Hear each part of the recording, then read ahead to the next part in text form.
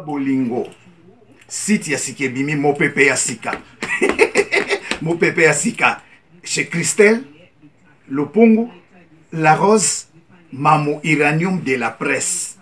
Alors beau s'abonner na CLTV mopepe ya sika, CLTV News mopepe ya sika. Awa ndesika ngana kosala ba news, awa ndesika ngana kosala po na sak interview na n'importe quel site te, na n'importe quelle animatrice ou animateur te. Christelle Lopungu Mamo La Rose l'Iranium de la presse. Vraiment beau s'abonner awa. Et ça deux fois te mopepe ya sika. Na obenga colonel Freddy Lumbwenadio. Yebisa adio Diogène Genève Mobimba. Ye ayebisa lisusu. Jean-Pierre Ombale na Neuchâtel. Jean-Pierre Ombale pesa sangona. Dolaren overdose mbila na Lausanne. Baya na basangola bango awa. Site solo yango. Site zanga rui. Site zanga binemite. Baolela. Baolela. Mema miso bimate. Baopola. Me baondimate. Christelle La Rose. Christelle La Rose. Lopungu Mamo Iranium de la presse. Ciao. Mesdames, Messieurs, vous nous suivez de partout dans le monde sur nos adresses CL News Makambu, comme on aime bien le dire, CL News Né Makambu, avec moi, votre ami et compagnon Coco Junior Iko Masquin. Et pour ce numéro d'aujourd'hui, nous recevons pour vous une personne qui se distingue pas mal dans son domaine. C'est une chantre de l'Éternel, la personne de la sœur Clarisse Kangou. Clarisse Kangou, à qui j'ai dit déjà bonjour. Bonjour. Comment vous allez, la sœur? Très bien, par la grâce. Et à l'entrée de jeu, sœur Clarisse Kangou, si vous pouvez vous présenter brièvement, parce qu'il y a plusieurs personnes qui vous connaissent et il y a d'autres personnes qui ne vous connaissent pas assez. Si tu peux te présenter brièvement pour que Baye Bayo, sœur Clarisse Azanani, en résumé.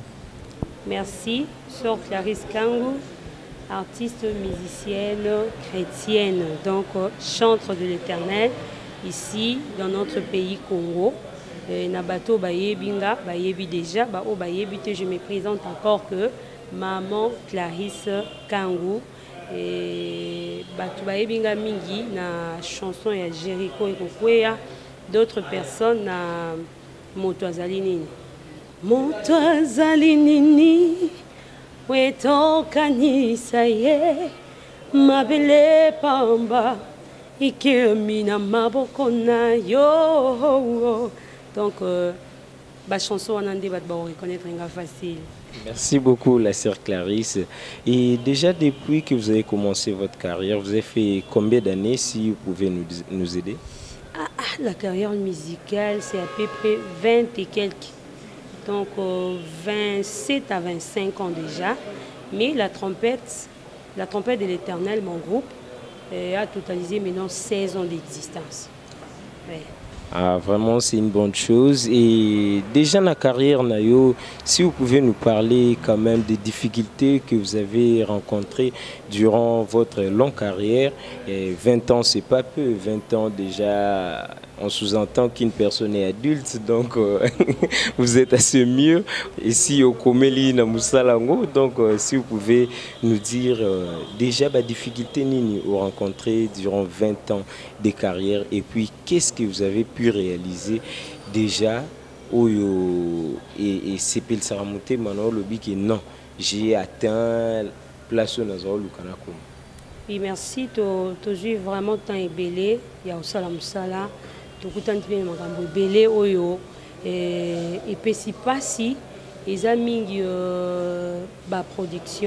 producteur pardon, toujours travaillé dans les moyens de bord, ils ont vraiment difficile dans ça yo ça la raté parce que on a chantre naza wana na ye na produit nanga na pesi na producteur des producteurs à salle musala. Mais au moment où biso mokonde toujours ba charge wana et zo la biso vraiment kilo donc difficulté makasi ezali mutu oyo a propulser yo po au progresser au sala makambo oza nango besoin ko réaliser. Donc eloko nde sepelisa kanga parce que nazalaki maman Clarisse 0 maintenant l'Éternel a baki singa bapa lelo ils ont la batopé bazopesa ba témoignage par rapport à ba chanson. Et ceux qui n'ont aucun qui chanson telle chanson on est ça là qui nga boy chanson on est donc c'est qui nga boy lelo ceux qui naza on naza à cause de la chanson telle donc il y a un des autres nga bien je comprends que malgré ba producteur bazate mais tous en la facilité il y a comme ça quand même le message au Nzambe a pesibiso donc na moi moké autozo sala et batopé bazo se retrouver na o Nzambe bazo permettre na biso tout ça là parce que le lobby Congo te monde alors ils ont monene mais pas si n'habitué ils ont toujours ça là mon salaire on est limité hein au saliango secteur moko kande ba yebi secteur mususu ba yebite donc nous avons la difficulté à comment ba place où esengeli et comment parce que message on a bazo pese cause à la limité tes messages faut qu'il y ait partout mais et loko ils ont ça la penza pas si au sali musala mais ekoti penza ekomi penza place ango ou esengeli mais je sais qu'avec l'Éternel nous ferons toujours des exploits. Un jour, nous allons permettre au message na comité. Et lelo par rapport à domaine au exerçaka lelo mon nabino ya ba mission chrétienne on sait nini des missions dites chrétiennes on sait la réalité nini comme lelo plusieurs de vos collègues baza auteur ya bamambu ebele ya mabe je pense que tu es sans ignorer eza makambu pe oyo bato ba déplorer lelo ba sextype lelo ba makambu ebele ya mabe des injures des polémiques des histoires comme ça otoye baka mingi na ba musicien oyo to bengaka profane. Hein, je ne préfère pas utiliser le terme mais vu que on l'utilise souvent la bengi bongo et lelo ba makambu wana to retrouver en na bino ba musicien ou tout mona ki baroza ba modèle ou bazana message moya malonga ya véhiculer pour na mboka pourquoi et comme souti na monde na bino. Bon je ne sais pas il y a aussi au sali expérience wana mais par rapport il y a artiste on na côtoyaka na moni ba défaut wana ti mais comme conseil toza mwana nzambe donc mwana nzambe oyo asi ayambi yesu na vie na ye lokwa mokonzi mpe mobikisi bible elobi makambo nyonso ya kala ifo elongwa vie na ye ekoma ya sika c'est-à-dire na kati na ye bakoki kotrouve lisusu te basemence oyo azalaka nango ya mabe kala nde nakopesa comme conseil mais kobosana te il y a chrétien et chrétien quand on parle des chrétiens bible ezoparle biso na trois sortes ya bachrétiens bayebi biso tant tous affermissement bazo ba biso il y a des chrétiens charnels il y a des chrétiens ceci donc bapesi biso forme ya ba chrétien na kati na bango on retrouver pe ba chantre oyo peut-être aye ko sala musala te parce que nzambe nda bengi ya sala mais asali yango po asepela ki amonaki maman Clarisse azo sala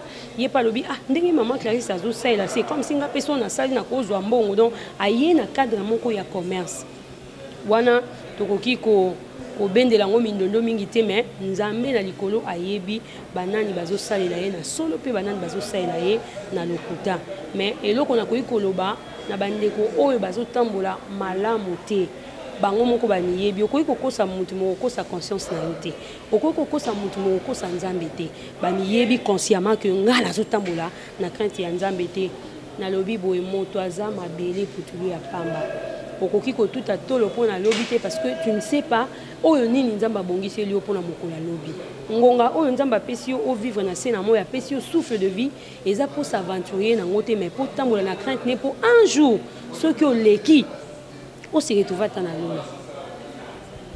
Et maman par rapport à la marche de l'église aujourd'hui pensez-vous vraiment que le message qu'on avait besoin, le message où toujours c'est là, dans un moment où est-ce que l'église du Christ au Congo aujourd'hui, l'église du Congo aujourd'hui, a véhiculé le message comme il faut?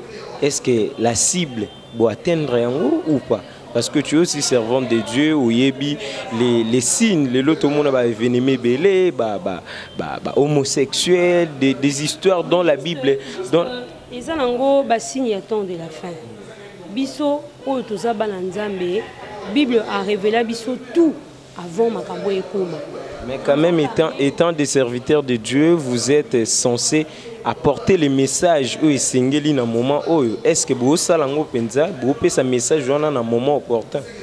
Oui, tozo pesango ndeti biso ba chantre au travers ba chanson tozopesa ba message wana nzembo mona yembaka na lobi Satan zokonsa yo vraiment alingi kaka yolanda ye okoma vraiment mosali na ye oyebaka te en mon Christo dans mutu asi akoma mosali ya Satan mais ayebaka te kasi akoma mosali ya Satan na ina lobaka boye lokola mwana nzambe il y a un temps pour toute chose ngonga oyo nzamba pesi au vivre au bosana te il y a un temps pour naître il y aura aussi un temps pour mourir tant nzamba tikeli ngonga ya ko vivre yeba ko tambola na ko banga nzambe yango eza très important kozwa trouble na ba église te oyoki aba osala boye olandi aba osala boye olandi non Jésus a ebisaki biso il y aura des faux prophètes. Ceux qui sont faux prophètes, les faux pasteurs, les faux chantres, donc dans la branche, il y aura des faux. Alors, yo le kolozamo nanzambe s'attacher nanzambe, Saint-Esprit a aidé yo, oye ba ko différencier, il y a malam na mabe parce que Bible le dit, on reconnaît l'arbre par son fruit. On voyait déjà que nzela o eza ya malam te, nzela o eza ya malam. On ça la choix on a bien avec l'aide du Saint-Esprit. Sœur Clarisse Lelos, est-ce que vous en mesure ya web sabiso ba pasteur oyo yebi lelo ke bazo boutique évangile? Est-ce que vous en ba pasteur oyo yebi lelo parce que to yebi biso tout le monde na ba TV na ba cité il y a des ces pasteurs au bazo boutique évangile lelo. Est-ce que tu connais quelques-uns oyo rose courage ya sabiso? C'est difficile na yebisa yo parce que mutu na mutu azana ndenge azotambola na molimo na nzambe. Moni nakotangela yo intel mais izana batu oyo ba se confiera na mutu wana ba ko croire na oyo le bité mais ngana lobi mutu nyonso oyo aza mwana nzambe le Saint-Esprit a ko révéler qui est le faux qui sont de vrais a ko révéler donc c'est inutile na tanga bango mais il se connaît et même que nous avons de faux prophètes, il y a des faux pasteurs, il y a des faux, mais parmi les faux, il y a aussi des vrais. Donc, aux appels, dans le vrai, parce que Saint-Esprit a ça. Oui, mis soit bon ça, mais moli mon anzamba ça. Merci beaucoup. Vraiment, nous n'allons pas nous éterniser là-dessus. Et vous êtes artiste, vous avez des perspectives. Et apparemment, il y a un événement aux préparé dans le tout prochain jour. Ce que Sabiso, c'est quel événement que tu nous prépares? Oui, Nazaki est inspiré. Na Kobeta consort d'interprétation rumba. Vous allez à Palm Beach. Dengue bango bazo bengango mikolo babi ekomi complexe culturel Palm Beach tozala kuna le 11 mars à partir de 15h ils a juste Beach Ngobila dans la Beach Ngobila ndoko mona directement Palm Beach tozala wana c'est un concert d'interprétation nous allons interpréter les chansons des autres tellement ils a mois de mars to dédié ango mingi vraiment na ba maman mais cela n'empêche tout ça la paix interprétation il y a des chansons il y a des commissions il y a des bali il y a des chansons ezebele pona kotala na kitala tala ya roi ngolu epesa mina mwasi na ye mwana na ye pe moto azwingolu ya kofanda na ndako na yego. Donc il y aura beaucoup de chansons toyem baba défunte Marie Misamu pasteur Moïse Moïse Matuta, Baza vraiment ébélé, Matou Samuel, Bakunda Sisters, dans tout ça ébélé, peut-être. Il y a aussi des invités. Oui, invités peut Baza ébélé, mais ce sont des invités surprises. Pourquoi? Parce que d'autres fois, tout Salaka et Loromoko, on avait parlé de citer invités, mais c'est là qui que sur scène, invité Moussous Bazala qui était. Et comment qui va explication, va demande d'explication. Et un tel a été pour na boy pour ils à la mienne, tout c'est pas qui était tout temps à bango, beaucoup à bango kawana mais va inviter Bazali. Merci, invité Bazali, comme vient de le dire la sœur Clarisse Mkangou, une chanteuse de l'Éternel. Je pense que sa voix vous a plu. Vous tous au Bozo Landabiso, de partout dans le monde, sur CL News Nemakambu, comme on aime bien le dire. Merci déjà à Maman Paradis, Mamoula Rose, Christelle, Moussaou, Christelle. Merci vraiment, maman, pour cette occasion que vous m'avez donnée de tenir ce micro. Et je vois comme ça ma consoeur Vanessa Moussaou. Yende Makambu dit, Yende Makambu, Omesana, Yende Makambu.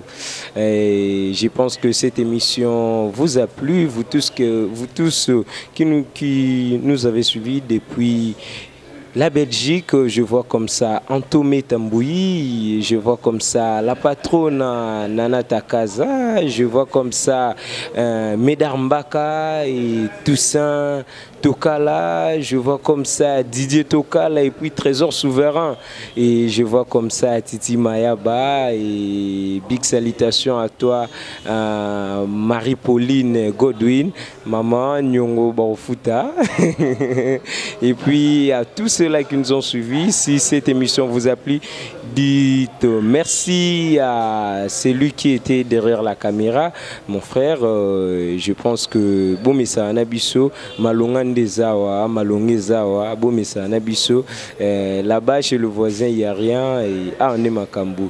Et je compte vous retrouver très très prochainement pour un nouveau numéro, et toujours dans nos adresses CL News. Gardons contact, vous ne serez pas déçus. Bye, à la prochaine. C'est toujours papa lui moi la papa mon colo, vous pas chez lui sur ma famille. Et maman, bana poto bana ngola bana mokili mobimba. Yo linga ba news. Yo linga ko news and direct.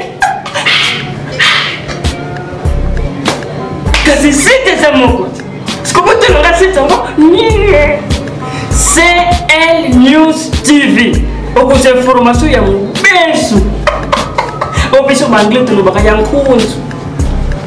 Et salimi kaka sikoyo e comme libini utali yango. CL News TV ne site solo ya makasi oye vandisi ba site news a genou. Obo yango mitumbati. CL News TV et beti ba site news gauche droite. Nzangi Mbundu Sauce CL News TV champion.